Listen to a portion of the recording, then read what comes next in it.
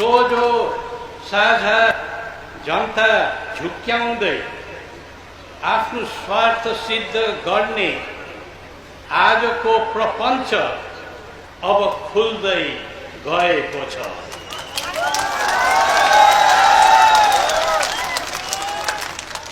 नेपाली जनतालाई आफ्नो भूभाग र आफ्नो राष्ट्रिय अस्तित्व हुँदाहुँदै शरणार्थी बनाएर अर्काको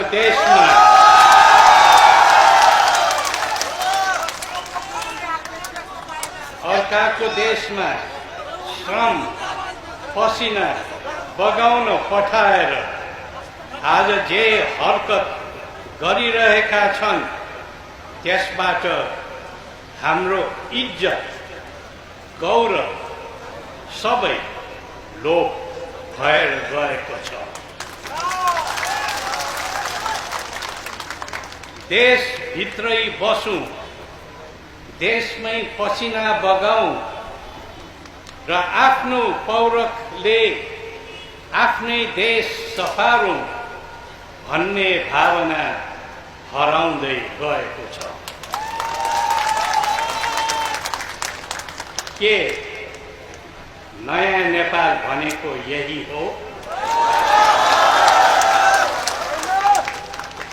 के अग्रगामी भनेको परावलम्बी नेपाल हो? के नेपालको आफ्नो अस्तित्व छैन? हामी वीर परिश्रमी र स्वाभिमानी नेपाली, तर आज हाम्रो वीरता र हाम्रो स्वाभिमान, हाम्रो श्रम सिप सबै थोक खोसिएको त छैन। यस्तो दारुण दृश्य देख्दा हामी सबैको आँखा रसाउँदै गएका छौँ।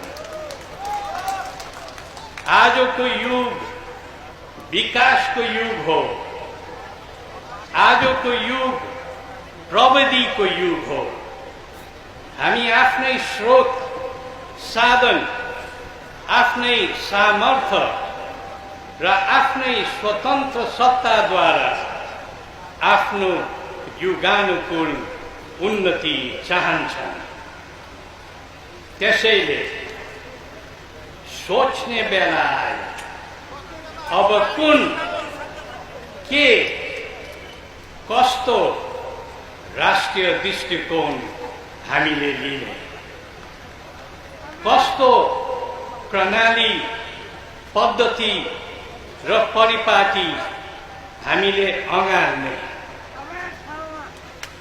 सोचौं, गहिरिएर सोचौं, अझै दिलैदेखि सोचौं, नेपाली भएर सोचौं। नेपाल आमाको हावापानी माटो र मुटुलाई छोएर सोचौं। देशभन्दा ठुलो केही हुँदैन।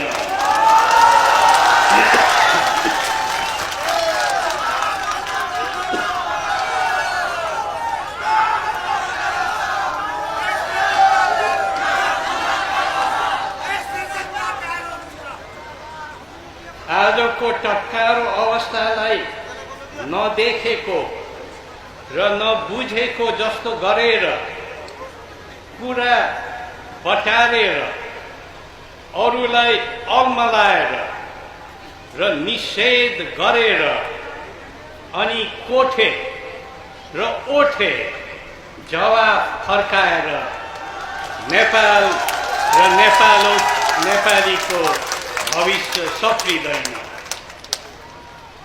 भोलिको सुन्दर सपनालाई साकार र विपना बनाउन नेपाली मत, मान्यता तथा मनोभावना अनुसार नेपाली जनतालाई नै जिम्मा दिउँ। यसैमा हाम्रो कल्याण छ। सबैमा एकपल्ट फेरि हाम्रो धन्यवाद। जय नेपाल।